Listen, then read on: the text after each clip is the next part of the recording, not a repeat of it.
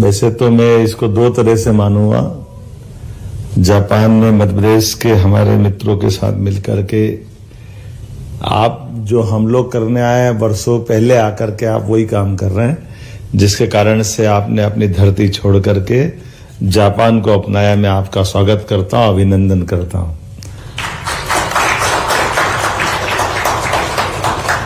आज के इस कार्यक्रम में हमारे भारतीय राजदूत श्रीमान CB George sahab, SCS Rajesh Rajora ji, Raghavendra Kumar Singh जी,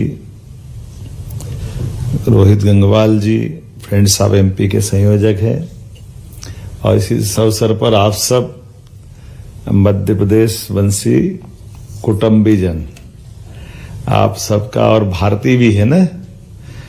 मध्य प्रदेश वाले कौन कौन है?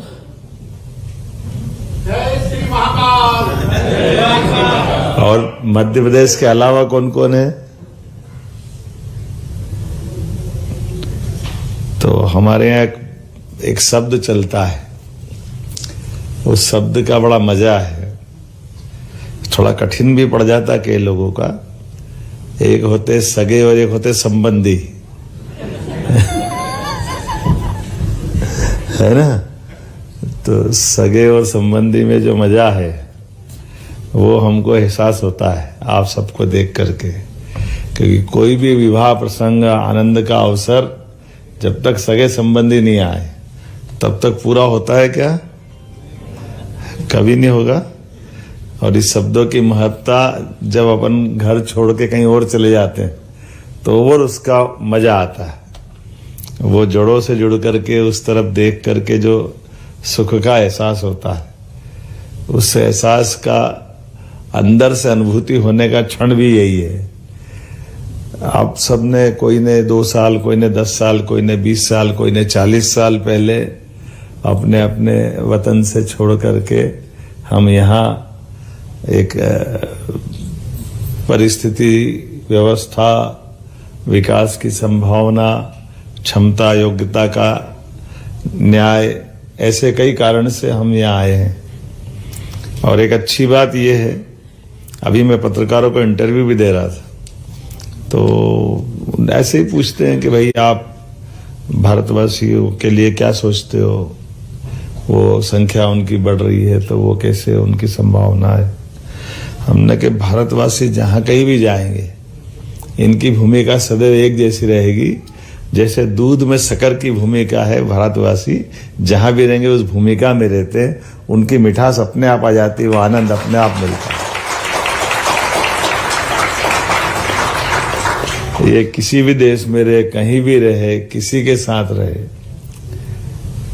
इनके अपने रहन सहन व्यवस्थाओं में हमारा दर्शन छिपा हुआ है, और वो दर्शन इनको हमेशा उस अच्छाई से जोड़ता है जिसको हम अपने यहाँ कोई भी आयोजन करें, कोई कथा भागवत पूजन कराएं, तो 4 शब्दों में हमारे लिए वो शब्द में अपनी पूरी जीवन शैली आ जाती है। धर्म की जय हो, अधर्म का नाश हो, प्राणियों में सद्भावना, और तो इतना उदार तो विचार किसके पास है जो विश्व के कल्याण की बात करता है। और जैसे ही विश्व के कल्याण की बात करते हैं तो हम अपने आप जहां जिस भी देश में है उसके साथ कल्याण की भावना से जुड़ जाते हैं, और ये कल्याण की भावना ही हमको सदैव हर परिस्थिति में। इसलिए इकबाल ने कहा कि कुछ बात है कि हस्ती मिटती नहीं हमारी। वो कुछ बात है, वो क्या बात है? वो एकमात्र बात है, क्योंकि हम मानवता से जुड़े हुए लोग हैं। हमारे लिए कई चुनौती आती, कई कठिनाई आती, लेकिन कठिनाई चुनौती किसको नहीं मिलती। लेकिन हमको मालूम है कि कोई उन कठिनाई चुनौती से पार हो न हो, लेकिन भरतवंशी तो पक्के में पार हो जाते, ये हमें भरोसा है। हर कठिनाई चुनौती के बाद भी अपने जीने के आधार पर, अपने इथिक्स के आधार पर, अपनी ललक के बलबूते पर। और आपका समय तो और आनंद का, जब नरेंद्र मोदी जी का समय है, तो ये हमारे लिए अपनी उपस्थिति एक अलग प्रकार से दिखाई देती है। ये भी आप देखो, कभी तुलना करो 2 तरह से। यशस्वी प्रधानमंत्री के नेतृत्व में 10 साल में देश कितना बदल गया। 10-11 साल पहले, आप में से भी कई लोग 10-11 साल से पुराने भी होंगे, तो बड़ा कहीं अपन भारत से आए हैं तो ये बोलते बोलते अपने अंदर का कॉन्फिडेंस डामाडोल होता था। होता कि नहीं होता था? हमारे नेता भी आ जाए तो ठीक है, आए तो आए, न जाए तो जाए, हमको क्या करना है। और अब कभी मालूम पड़ जाए मोदी जी आ रहे हैं तो क्या होता है, झूम उठते हैं लोग, आनंद से सरावर हो जाते हैं, स्वाभिमान के साथ मुस्कुराने लगते हैं, उत्साह और उमंग का एक झरना बहने लग जाता है। अब हम तो उस परंपरा के डब्बे हैं पीछे, वो इंजन तो वो चल रही है। ये मोदी जी के जमाने का समय है ना।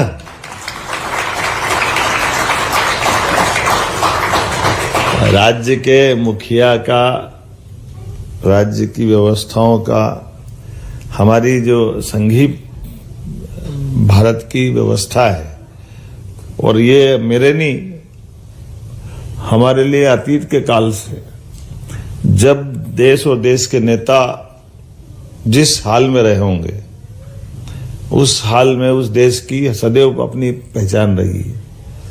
नेता का स्वाभिमान, नेता का नेतृत्व, नेता की गतिशीलता, उसके पीछे पीछे अपने आप सब पे उसका असर आता है।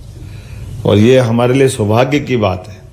अभी हमारे नेतृत्वकर्ता आप और हम सबके इस रूप में ही है। उनको भी कम चुनौती नहीं होगी, जैसे आपके साथ भी चुनौतियां बहुत सारी अलग अलग स्थान पे रही, लेकिन आपने रास्ता निकाला, आपने मार्ग बनाया। इसी प्रकार से आपने जो बनाया, आने वाली पीढ़ियां उसका लाभ लेगी। कोई पेड़ लगाता है, फल कोई खाता है, लेकिन पेड़ लगाने के पीछे जो भावना रहती है वो फल में रस बन के निकलती है, वो मिठास देती है। तो ये जो हमारी सद्भावना है, ये अच्छा करने का जो संकल्प है, उस संकल्प की सिद्धि हमारे दर्शन में छिपी हुई है। कल हमारे राजदूत साहब से बात होकर ये बात निकली थी कि हमारे बीच में दुनिया के कई देश और कई संस्कृति है, उनकी अपनी अपनी सोच हो सकती है, उनके अपने तरीके हो सकते हैं, लेकिन भारत की संस्कृति दुनिया से हटके क्यों है, कैसी है? तो भारत की संस्कृति हजारों साल से कभी किसी देश पे आक्रमण करने की नहीं है। हमने किसी के देश की सीमाओं का समापन करके अपनी सीमा में मिलाने का कभी संकल्प नहीं किया। जो जहां है आनंद में रहे, जैसा रहे आनंद में रहे, लेकिन न तो कब्जा किया, न हड़पा, न लूटा, न खसोटा। लेकिन हमने अपनी बात कही कि हम अगर आप आगे बढ़ना चाहते हैं तो किस रूप में बढ़ना चाहते हैं, किस तरह से बढ़ना चाहते हैं? तो बढ़ना चाहते हैं विश्व गुरु की तरह। और विश्व गुरु जब बोलते हैं तो जो समझते हैं वो समझते हैं। राजदूत साहब ने भी तुरंत सब पकड़ ली थी बात कि हमारे यहाँ गुरु कहते ही केवल हम अपने कर्मकांड से गुरु को नहीं जोड़ते हैं। गुरु का अगर संधि विच्छेद करो तो आगे वाला शब्द गु मतलब अंधेरा, और रू का अर्थ है प्रकाश। तो अंधेरे से प्रकाश की ओर ले जाने वाला मार्ग गुरु शब्द है। तो अंधेरे से प्रकाश की ओर ले जाने वाला मार्ग मतलब भारतीय मार्ग है। तो हमारी अच्छाइयों को हम अपने प्रकाश से आलोकित करना चाहते हैं। तो आप तो खुद सूर्य देश में बैठे हो, इससे अच्छी क्या बात है। जापान का तो राज चिन्ह है ही वही है, जिसके आधार पर हम अपने संस्कृति को और नजदीक पाते हैं। मैं कल बता ही रहा था कि हमारा अशोक चक्र और यहाँ का जापान के झंडे में, रन के राष्ट्र ध्वज में लगा हुआ सूर्य चक्र, ये दोनों एक समानता है। सूर्य भी आलोकित रहता 24 घंटे। कोई कहता सूर्यास्त हो गया, वो हो गया, सूर्यास्त कभी नहीं होता, वो तो पृथ्वी की दिशा बदल गई। सूर्य तो जहां वहां आलोकित ही है। इसी प्रकार से अशोक के 24 चक्र 24 घंटे चलायमान दिखते, वो आलोकित ही होते, उनको कौन बिगाड़ता है, उनको कौन रोकता है। और उसी प्रकार से हमारे लोग भी आज के इस दौर में जब अपन यशस्वी प्रधानमंत्री के काल में बात करते हैं तो भारत में भी वो सब संभावना लगी, वो सब बातें हैं।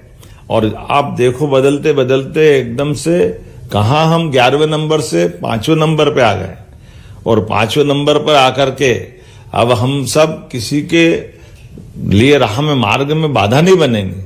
लेकिन अगर संख्या का, संसाधन का, व्यवस्थाओं का तुलनात्मक अध्ययन करेंगे तो ध्यान में तो आएगा ना कि हमारी इतनी बड़ी आबादी, इतने प्रकार की अनुकूलताएं, उन अनुकूलताओं के बावजूद भी जैसे जापान के लिए बधाई देना चाहेंगे। आबादी कितनी है लेकिन आर्थिक व्यवस्था में कितनी अच्छी जगह पे है। जर्मनी की आबादी कितनी है लेकिन आबादी की बजाय आर्थिक रूप से कैसे अच्छी जगह पे। तो हमारे लिए आज का समय इस रूप में है कि हम अब बदलते दौर में भारत की ताकत को भी पहचानें। तो ऐसा कहते हैं कि जब अगला कदम बढ़ाना रहता तो एक कदम तो जमाना पड़ता है, दूसरा उठता है। तो वह आपका कदम जमा रहे, मैं इसीलिए बोलने आया हूं कि आपका कदम हिलना नहीं चाहिए। मध्य प्रदेश या अपने देश से भी जुड़ा रहना चाहिए। हमारे लिए अगला कदम आपके माध्यम से, आप जहां हैं वहां भी अच्छे से रहें, उस आनंद में भी रहें, इसमें कोई मना नहीं। यहाँ के प्रति भी वफादार रहें। यहाँ हमारा जो काम जमना चाहिए, लेकिन काम को फैलाना है तो हमारे लिए अब संभावना के लिए कहीं और दिमाग मत लगाना, केवल हिंदुस्तान में लगाना। ये निमंत्रण देने भी आया हूं। अपनी जड़ों से जुड़ने की तरफ चलना है और जड़ों से जुड़ करके हमको अपने देश की प्रगति से न केवल उसमें अपने योगदान देना है, बल्कि भावी पीढ़ी को भी हमारे संस्कारों से समृद्ध करना है। उनको उस भाव से अपने साथ रखना है जिसके कारण से दुनिया में अभी कई ऐसे देश हैं जो भारत की ये छोटी छोटी बातों को भी समझ नहीं पाते। बहुत सारे प्रकार से भारत के ऐसे कई रहस्य, उसमें परिवार परंपरा भी है, कुटुंब परंपरा भी है, संस्कार परंपरा भी है। इन सारी बातों को समझने में बहुत टाइम लगेगा, लेकिन मैं आपको भारी नहीं करूंगा। आप जरा आज विनोद के उसमें आए हैं, थोड़ा अपने लिए आनंद के लिए इस मौका का इंतजार कर रहे हैं, तो मैं मान के चलता हूं कि आप मध्य प्रदेश में, जब मैं मध्य प्रदेश सरकार की ओर से आया हूं तो मुझे यहाँ आके मालूम पड़ा कि पहला मुख्यमंत्री मध्य प्रदेश से जो यहाँ आया है, तो मुझे लगता है देर हो गई, थोड़ी माफी चाहता हूं और जल्दी आना चाहिए था। कोई बात नहीं, जब जागे तब सवेरा है। तो जब यहाँ आए तो बहुत सारे प्रकार से आकर के काम किया है। एक काम ये भी किया है कि हमने कहा जापान के कई लोगों से, कई निवेशकों से बात करके ये भी बात हमने शेयर की कि भाई जापान में आर्थिक रूप से समृद्धि है। जापान की बहुत अच्छी बात है कि टेक्नोलॉजी बहुत अच्छी है, बहुत सारे प्रकार से जीवन शैली अच्छी है, बहुत अच्छी संभावना भी है। लेकिन जो भारत की या मध्य प्रदेश की अच्छी संभावना है उससे तुलना करो तो एक दूसरे के पूरक है। हमारे पास आबादी है, यहाँ आबादी की कमी है, अच्छे तकनीकी रूप से दक्ष लोगों की कमी है, या तकनीकी छोड़ो तो सामान्य काम करने वालों की भी कमी है। तो हमारे पास में एक तो मैन पावर जो है, इस मैन पावर को केवल भाषा सिखा करके भी हम एक दूसरे के पूरक बन सकते हैं। तो जो अभी आपकी संख्या कम दिख रही है, लगभग 50,000 बताया मुझे, 50,000 है ना, तो 50,000 से कब 1 लाख हो जाएगी पता ही नहीं चला, और 1 लाख से 1 करोड़ हो जाए उसमें क्या दिक्कत है? होना चाहिए कि नहीं होना चाहिए? अभी कौन से एरिया में वो 7,000 वाला आबादी का सबसे बड़ा इलाका, खुश होते रहते हैं, है ना। तो ऐसे आज मैं जितने निवेशकों से मिला उनने सबने कहा कि साहब आप तो सब दूर से भेजो, जहां से भेज सकते हो, हमारे सब द्वीप में इतनी आबादी हो तो मजा आएगा, कोई परेशानी किसी को नहीं है। क्योंकि ये भारतीय लोगों की खूबसूरती इतनी अच्छी है कि उनके जीवन में वो तन से, मन से और सब प्रकार से प्रसन्न रहने की कला उनको आती, तो हर जगह एडजस्ट हो जाते हैं। उस एडजस्ट होने की बात के आधार पर ही हर जगह उनका स्वागत होता है। मैं आज जब यहाँ आया हूं तो मान के चलो, जब मैं कोई बात कर रहा हूं तो जापान में आईटी, ऑटोमोटिव, फार्मास्यूटिकल, बायोटेक, लगभग 100 से ज्यादा भारतीय कंपनियां हैं। ये भी सुन के आनंद आ गया। उसमें HCL, TCS, इन्फोसिस, विप्रो, आयो, ये जो अपने मान के चलो कि कौन सी कंपनी अपने यहाँ कम पड़ रही है, लेकिन ये भारतीय कंपनियों से जुड़ करके भी यहाँ काम कर रहे हैं लोग। ये भारतीय कंपनियां तो है, इन्फोसिस, महिंद्रा, टाटा स्टील। तो ये भारत की जापान से, विदेश से अपनी जड़ों को जोड़ करके अब भारतीय कंपनियों भी मल्टीनेशनल कंपनियों के रूप में बदल गई। और इसलिए वो गया जमाना जब हम केवल किसी और कारण से किसी और की तरफ देखते थे। हमको भी अपना गर्व होता है कि हमारे साथ जुड़ करके परस्पर एक दूसरे पे पूरक होकर के, एक दूसरे का साथ दे करके इस तरह की ताकत हम बन रहे हैं। और खासकर जापान में भारतीयों के प्रवासियों के स्वामित्व वाले आईटी, ऑटोमोटिव, फार्मास्यूटिकल्स, बायोटेक और विनिर्माण में भी आपने अपना प्रमुख स्थान बनाया। मैं आपको बधाई देना चाहूंगा। और आज भी मध्य प्रदेश में नए आयाम स्थापित हो रहे हैं, जिसमें इन सेक्टर की संभावना भी मध्य प्रदेश से भी जुड़ी हुई। मध्य प्रदेश जब मैं बोल रहा हूं तो केवल मध्य प्रदेश वालों के लिए नहीं बोल रहा हूं, मध्य प्रदेश के बाहर वालों के लिए भी बोल रहा हूं। क्योंकि जब जापान में झंडे फहरा सकते हैं तो मध्य प्रदेश तो अपने देश का एक हिस्सा है कि नहीं। हमारे लिए मध्य प्रदेश की विशेषता है। मध्य प्रदेश पूरे देश का दिल है, और पूरे देश का दिल है तो वो हमारे जो अगर शरीर धड़कता है तो आप बताओ, शरीर से दिल निकाल दो, धड़क सकता है क्या? ये निश्चित रूप से उसका हिस्सा है। उत्तर, दक्षिण, पूर्व, पश्चिम कहीं भी जाओ, आज किसी भी राजमार्ग से जाओ तो हमारा मध्य तो मध्य में आएगा ही ना, वो उससे कैसे बाहर जा सकते हैं। तो मैं मान के चलता हूं ये केरल वालों के लिए भी उतना ही महत्व का है जितना महाराष्ट्र वालों के लिए, और गुजरात वालों के लिए भी उतना ही महत्व का है। और कई कारण से आज के दौर में तो भारत और आनंद में डूबा है और उसकी आत्मीयता बढ़ रही है। आप बताओ, अयोध्या में भगवान राम मुस्कुरा रहे हैं तो हमको जापान में मजा आ रहा कि नहीं आ रहा? बोलो जय जय श्री राम। तो भगवान देखो, आप अपने आप ही आप बोल रहे हो कि नहीं बोल रहे हो? हमने क्या करा? हमने तो सब कानून कायदे का ही पालन करा। बदलते दौर में आज के समय में भारत अगर सीना तान करके खड़ा हो रहा है तो उसमें ये स्वाभिमान भी है कि हाँ, हम अपने सभी धर्मों का सम्मान करने वाले लोग हैं। लेकिन उससे बड़ी गर्व की और क्या बात है? उससे बड़ी गर्व की ये बात है कि अपनी दुनिया का सबसे बड़ा लोकतंत्र अपने सबसे समृद्ध काल में जी रहा है। लोकतंत्र का मतलब शासन की व्यवस्थाओं के आधार पर हमारी समृद्ध सबसे बड़ी ताकत क्या है? लोकतंत्र की सबसे बड़ी ताकत है चुने हुए जनप्रतिनिधियों के माध्यम से बना हुआ मंत्रिमंडल और समर्थ मंत्रिमंडल, जो अपने सभी समस्याओं को भी जानता है, समस्या के समाधान भी जानता है, और समस्याओं के समाधान के लिए निराकरण करने वाली सर्वोच्च न्यायालय संस्था है। उस संस्था की इज्जत बचाए रखने में भी हमारा लोकतंत्र सक्षम है। ये इतना बड़ा उदाहरण है, केवल आप में से कई लोगों की आंखों के सामने गुजरा होगा। बहुत कम लोग होंगे 20-30 साल से कम वाले, अधिकांश लोगों के सामने है कि सुप्रीम कोर्ट ने तो 1984-85 में भी फैसला दिया था, लेकिन हमारी राजसत्ता कमजोर थी तो सुप्रीम कोर्ट के निर्णय को भी बदलना पड़ा था 3 तलाक वाले घटनाक्रम से।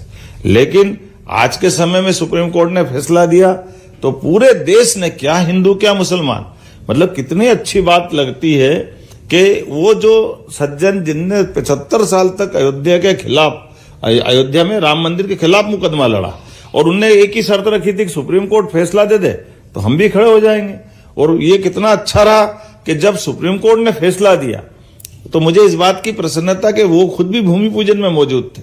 जब भगवान रामलला अपने गर्भगृह में मुस्कुराए तब भी वो मौजूद थे। तो ये उनका मौजूदगी का जो कारण है, वो कारण क्या है? वो कारण अपने पूरे देशवासियों को गर्व करने का है। कई कारण से अतीत में कई बार इसी कारण से आजादी के बाद अपने बीच में धर्म के आधार पर झगड़े करवाए, जिन जिन के जो जो स्वार्थ थे उनके कारण कराए। लेकिन आज देश समर्थ होकर ये बात को समझ गया कि नहीं, हमको अपनी व्यवस्थाओं पे विश्वास करना है। हमारी सुप्रीम कोर्ट ने निर्णय किया तो आप बताइए, कोई कील भी गिरी क्या? किसी को तकलीफ आई क्या? कभी भी कोई परेशानी आई क्या? इतना बड़ा देश, इतने प्रकार से उसकी चिंताएं रहती, लेकिन न केवल राम मंदिर में बल्कि कोविड के समय भी वही आनंद रहा। कोविड जैसे समय पे अपना हेल्थ का इंफ्रास्ट्रक्चर कितना चैलेंजिंग था, लेकिन कोविड के समय में यहां तो लॉकडाउन नहीं हुआ। आप तो इतने समर्थ देश में थे, फिर भी यहां लॉकडाउन करने में भगवान की एक अलग कारण से बच गए, अलग बात है। क्वारंटाइन किया, कुछ आवश्यक सावधानी रखी, लेकिन जापान जैसे कम आबादी के देश में भी लॉकडाउन को लेकर के इसको छोड़ा गया था। जापान में लॉकडाउन नहीं हुआ, लेकिन भारत जैसे देश में आप बताओ, कोई सोच सकता था? और क्या क्या बंद नहीं किया। कभी तो मैं भी सोचता हूं कि भगवान ने अच्छा करा उस समय, लेकिन आपने बंद क्या क्या कर दिया। रेल बंद, बस बंद, सब प्रकार की व्यवस्था, आवागमन बंद। मैं मंत्री था उस समय, तो मैं भोपाल से उज्जैन इंदौर निकलता पूरा रास्ते पे सन्नाटा। शुरू शुरू में तो हमने भी बोला कि भैया चाय पोई की दुकान तो खुलवा दो, रास्ते में चले तो 4 घंटे तक कोई मतलब ही नहीं जाने आने का, पानी पिलाने वाला भी नहीं मिल रहा, कोई नहीं, सब साफ सुनसान सन्नाटा। ये जो हमारे सारे पहिए जाम, कोई कुछ नहीं। फिर 1 आध महीने 2 महीने बाद पहली बार देखा कि ट्रक से केवल जिनको अपनी परिवहन करना था उसको बड़ी मुश्किल से, वो भी केवल जीवन उपयोगी चीजों को लेकर के, और तो और आकाशवाणी के गाने तक बंद कर दिए। गाने में क्या दिक्कत है, मैं तो आज तक नहीं समझ में आया। अरे गाने ही तो बज रहे थे रेडियो में भी वो बिल्कुल लॉकडाउन, मतलब लॉकडाउन, ऐसा लॉकडाउन तो पहली बार देखा कि जो जहां सब बंद कर दो।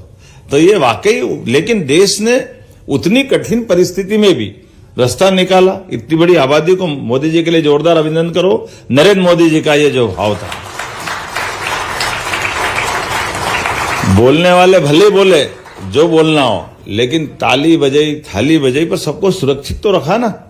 हमारी तो कठिनाई ये थी कि इतने हॉस्पिटल ही हमारे पास नहीं थे, इस प्रकार के प्रबंध नहीं थे, तो करते क्या, कैसे बढ़ते। मुझे मालूम है कि मैं अपने प्रभार का जिला मेरे पास उज्जैन था, तो उज्जैन के आसपास का उदाहरण दूंगा तो पूरा प्रदेश समझ में आ जाएगा या देश समझ में आ जाएगा। अब उज्जैन हमारे संभाग के रीजनल स्तर पे जार साहब वो सेंटर में है। अब सेंटर में होने से हमारे जिले के जितने भी लोग हैं 90% सब उज्जैन में इलाज कराने आते थे। तो उनकी तहसीलों में कोई इसके प्रबंध नहीं थे कि कोई गंभीर बीमारी हो जाए तो वेंटिलेटर नहीं, बाकी व्यवस्था आईसीयू एक भी नहीं थे। अब जब हमको पहले दौर के बाद दूसरे में लगा कि और बढ़ेगा, फैलेगा, खतरनाक है, तो हमने कहा कि भाई जरा, मेरा एक मित्र विधायक थे महिदपुर में, तो हमने कहा आप भी अपने थोड़ा हॉस्पिटल के प्रबंधन कर लो टेम्परेरी। तो उन्होंने कहा यहाँ कोई बीमारी नहीं है, यहाँ कुछ होते ही नहीं है। क्यों? तो मैंने कहा मेरी जानकारी में था। मैंने कहा क्यों, महिदपुर में क्यों नहीं जरूरत है? बोले यहाँ कोई नहीं, यहाँ से जितने सब उज्जैन में भर्ती होते तुम बढ़ाओ वहां पे, हमको क्या लेने देना। मैंने, आप कल्पना करो विधायक साहब कि उज्जैन की बाउंड्री पर नो एंट्री का बोर्ड लगेगा और आपके मरीज को अगर महिदपुर से बाहर नहीं जाने को जगह मिली और वो तड़फ के मरेगा, तो आप उस दिन की कल्पना करो। तो बोला अच्छा ऐसा भी हो जाएगा क्या, उज्जैन में पूरी जगह भर जाएगी? क्योंकि अंदाजा ही नहीं था लोगों का। तो ये सब दूर हुआ था कि जहां कोई बस स्टैंड, उनके बस स्टैंड में था, हमने बस स्टैंड को आपातकालीन हॉस्पिटल के रूप में उसको, उनकी वेंटिलेटर की, ऑक्सीजन की लाइन वाइन डाल डूल करके वहां प्रबंधन कराया। कैसे करके भी जान बची। ये वो कठिन दौर था, अभी आज दोहराना थोड़ा अच्छा नहीं, लेकिन इतना ही कह रहा हूं कि ये बदलते दौर में भारत ने अपनी सब तरफ से अपनी सारी चुनौतियों को पार किया है। अब पार करने के लिए जब अमृत काल का संकल्प है माननीय मोदी जी का कि अपने लिए, अपनी पीढ़ी के साथ अपन ने जिस दौर में आए वो स्वाभिमान की दौर है, ऐसे में सब प्रकार के लिए, अब ये मैं आज हमारे यहाँ इन्वेस्टमेंट के दृष्टि से इनने बताया नहीं, कई सारी चीजों में रेडीमेड गारमेंट्स के लिए मध्य प्रदेश की यूनिट ने आज अपने यहाँ जापान के सबसे बड़े उद्योगपति, सबसे धनी आदमी, क्या नाम था उनका, है यूनिक है ना। अब वो 75 साल की उम्र में भी, हम कोई कारण से लेट हो गए तो 40 मिनट भी लेट होकर के, लेकिन वो मिल के गए और बाकायदा होमवर्क करके आए थे। वो इतने पक्के वाले थे कि वो रेडीमेड गारमेंट्स का उनका पूरे देश में, दुनिया में बड़ा कामकाज है। और चूंकि उनने अपने ढंग से सबका अध्ययन किया, चीन जैसी जगह पे भी उनके 3000 से ज्यादा आउटलेट, उनके बहुत सारी प्रकार की दुनिया भर में बड़ा उनका अपना कामकाज फैला हुआ है। फिर उनने और बताया कि मेरे एक साथ वाले, उनका भी ये काम है, लेकिन वो थोड़ा सा केमिकल के और दूसरे काम भी कर रहे हैं और बढ़िया ढंग से कर रहे हैं। बोले मुझे इस बात का भरोसा है कि इसमें सबसे अच्छी संभावना भारत में और मध्य प्रदेश में, तो मैं आपके यहाँ के बारे में विचार कर रहा हूँ, तो मैं तैयारी करके आया हूँ, होमवर्क करके आया हूँ। हमारे से ज्यादा वो जान रहे थे हमको। फिर हमारे लोगों ने अपनी बात करी, समझाने का प्रयास किया। अब जब उनको एक बात पूरी समझ में आई और उस पर तो पहले ही हमसे ज्यादा समझ के वही तैयार बैठे थे। फिर हमारे पीएस ने कहा कि जरा वो साथ में एक और आए, वो केमिकल का काम करते हैं, तो इनने कहा जरा केमिकल पे भी हमारी पॉलिसी है ये वो। तो उनने रोक दिया, ठहरो, एक जगह से ध्यान मत भटकाओ, जिधर आ रहा उधर ही आने दो, पहले इसी पे चलो, दूसरा धाई में मत करो। ये बिजनेस का तरीका है। इसको अपने यहाँ बोलते हैं ना, आधे मिले न पूरी, क्या बोलते हैं, आधे मिले न पूरी पावे। मालूम पड़ा कि जो है वो भी जाएगा। तो बोले आप तो एक ही लाइन पर हो, जो हो सकता है उसी पे बात करो। तो जो वो 75 साल की उम्र में भी अभी इतने उत्साह और उमंग के साथ भरे पड़े और अपने देश की इन सारी बातों को जानते समझते हुए व्यापार व्यवसाय के रास्ते निकाल रहे हैं, तो अब उस उम्र वाले भी निकाला तो अच्छी बात है, पर बाकी लोग तो अपने को पहले समझ में आना चाहिए कि ना आना चाहिए। इस उम्र में तीसरे देश जाकर के वहां अपनी बिजनेस की संभावना ढूंढ के खड़े हो रहे हैं और इस बात में विश्वास कर रहे हैं। तो आज अपने बीच में एक इतना अच्छा मौका है कि जब हम अपनी सारी पॉलिसियों को बता रहे हैं। अब ये बताओ, कभी रेडीमेड गारमेंट्स की पॉलिसी का अकेले मैं एक उदाहरण दूंगा। अभी आप में से यहाँ जितने लोग भी काम कर रहे हैं, ये बहुत धनी देश है, संपन्न देश है, सक्षम एजेंसियां हैं, लेकिन आपको कोई यहाँ किसी भी कंपनी में काम कर रहे हो तो प्रति व्यक्ति सरकार के द्वारा इंसेंटिव कोई पैसा दे रहे हैं यहाँ पे, सरकार के द्वारा किसी भी एजेंसी को, किसी व्यक्ति को मिल रहा है यहाँ पे। आप तनख्वाह पारोगे 15,000, 20,000, 50,000, तो लेबर को लेती है ना। देखो अब आपको मैं बता रहा हूं, अपने यहाँ भारत में मध्य प्रदेश के अंदर अगर अपना कोई परिवार का बच्चा रेडीमेड गारमेंट्स, अकेले उज्जैन के उदाहरण देता हूं, ये हमने प्रदेश भर में किया है, वो रेडीमेड गारमेंट्स पे कपड़े को केवल सिलाई मशीन पे सीने के लिए बहनें आएगी काम करने, तो मान लो 12,000, 15,000 तनख्वाह है, तो मध्य प्रदेश सरकार 5,000 रुपया प्रति लेबर को 10 साल तक देने की गारंटी दे रही। काम कर रहे हैं फैक्ट्री वाले के यहाँ, पैसा कौन दे रहा है? सरकार दे रही है। फैक्ट्री वाले का काम, फैक्ट्री का वो अपना प्रोडक्शन से, उत्पादन से कमाए खाए, वो अपना काम करे, लेकिन उसके बाद भी वो ऐसे रोजगार परक इंडस्ट्री चलाए। इसके पीछे भाव क्या है कि केवल मशीनीकरण से काम नहीं चलेगा, मशीनीकरण के पहले रोजगार चाहिए। तो रोजगार परक ऐसे उद्योग स्थापित करने के लिए ये सेक्टर में बता रहा हूं, जिसमें रेडीमेड गारमेंट्स में, और केवल इसमें 5,000 रुपये लेबर नहीं दे रहे हैं, बल्कि हम वो जमीन की रजिस्ट्री करा रहा इंडस्ट्री की, तो उसमें स्टाम्प ड्यूटी की छूट दे रहे हैं। बिजली अगर कमर्शियल 8 रुपए में पड़ रही तो हम 10 साल तक 4 रुपए में दे रहे हैं। एक से सब मिला करके वो इंडस्ट्री, जिस इंडस्ट्री में 200% की छूट दे रहे हैं, 100 तो कम पड़ रहा है। अब बताओ, इससे बड़ी कोई बात होगी क्या? तो आज के समय में लोगों को प्रोत्साहन देने के लिए कितने प्रकार से आगे बढ़ रहे हैं। ये एक उदाहरण बताया, ऐसे सब प्रकार की चीजें मैं बहुत सारी बता सकता हूं। तो ये वर्तमान के समय में हमारे पास जो हाथ में है, उस हाथ में होने से ज्यादा अपने दिमाग में है। तो दिमाग का उपयोग करते करते, हल्दी तो ज्यादा ही खाते हैं भारतीय, सबको समझ में आती है, पेट भी सही रहता, दिमाग भी चलता है। ये अपने आयुर्वेद का नुस्खा घर पे जो आता है, परमात्मा की दया से बदलते दौर में ये सारी बातों की बहुत अनुकूलता है। ऐसे हर सेक्टर में कोई सेक्टर नहीं बच रहा है। हेल्थ डिपार्टमेंट में अब हमने तो ये प्लान कर लिया है कि हमारे, आपको एक आंकड़ा बताऊंगा अभी, जिसपे हमने टेंडर लगवा दिया। हमारे पास 1956 में मध्य प्रदेश बना, लेकिन 56 से लेकर 2004-5 तक अधिकांश समय कांग्रेस की सरकार रही, तो कुल 5 मेडिकल कॉलेज हमारे पास थे। कितने थे? 5। लेकिन जैसे हमारी सरकार 3-4 बनी, पहले उमा जी की, फिर बाबूलाल गौर की, और बाद में शिवराज जी की, तो हमने ये 20 साल, मतलब 2023 में जब मेरी सरकार, अपनी ये सरकार ने दायित्व लिया, तो इसमें 14 तो गवर्नमेंट मेडिकल कॉलेज हो गए और 13 प्राइवेट हो गए। तो 14 और 13 कितने हो गए? 27, और 3 हमने लोकार्पित कर दिए। तो ये एक तरफ पूरे 55 साल में 5 मेडिकल कॉलेज, और कहा 20 साल में 30 मेडिकल कॉलेज, और 30 के बाद अभी हमने प्राइवेट पीपीपी मॉडल पे मेडिकल कॉलेज लगवाए। तो उसमें नियम ये बनाया कि हॉस्पिटल हम दे देंगे, मेडिकल कॉलेज वो डाल दे। तो जो प्राइवेट पीपीपी मॉडल डालेगा तो 24 मेडिकल कॉलेज 2 साल के अंदर हो जाएंगे।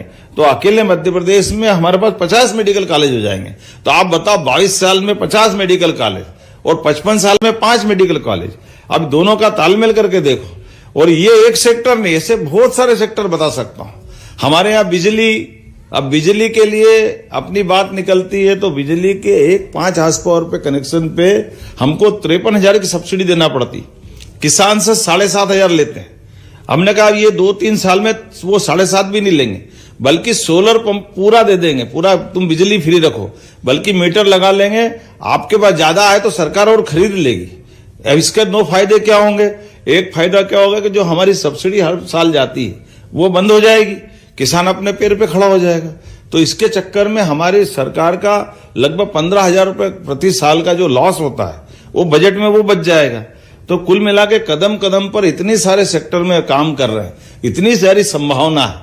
तो मैं समझता हूं कि आज के इस अवसर पर ये व्यापार व्यवसाय की दृष्टि से भी, देश प्रदेश को आगे बढ़ाने की दृष्टि से भी, आपके परिवार में भी बदलाव आने की दृष्टि से भी, बदलते समय में हम सब इनको खुली आंखों से देखें, इसको लागू करें।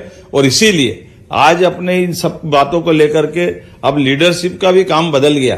केवल नेता बनकर के हम हाथ हिलाएं, भाषण दे के चले जाएं, ये समय नहीं है। माननीय मोदी जी के समय का सदुपयोग करना है। तो आज अपने पास दिन भर में इन्होंने भी मेरी बिल्कुल आज मान के चलो कि चाय पानी के लिए भी नहीं छोड़ा, सुबह से रगड़ रगड़ के इतना जबरदस्त खींचा है। लेकिन इसका भी सुख है कि जब हम लीडर बनते हैं तो माननीय मोदी जी को देखना पड़ता है। आदर्श कौन है? मोदी जी है। और जब मोदी जी आदर्श बनते तो हमारे को अपने देश पे गर्व होता है। तो जब अपने लिए कोई नेता नेतृत्व करने वाला इतना सेक्रीफाइस करता तो बाकी को प्रेरणा मिलती है। मुझे इस बात की प्रसन्नता है कि हम भी अपनी इन व्यवस्थाओं के आधार पर बदलते दौर में, ये लोकतंत्र की खूबसूरती है, कोई बात नहीं, सरकार किसी की भी हो, लेकिन देश तो आगे बढ़ना चाहिए ना, बढ़ना चाहिए कि नहीं बढ़ना चाहिए। तो हम में से सब मिलकर के अपने देश के लिए भी, और जहां रहे उसको भी बढ़ाते रहो, जापान को भी आगे बढ़ाओ, अपना देश भी आगे बढ़े। ये शुभकामना देते मेरी बात समाप्त करता हूं। बहुत बहुत धन्यवाद।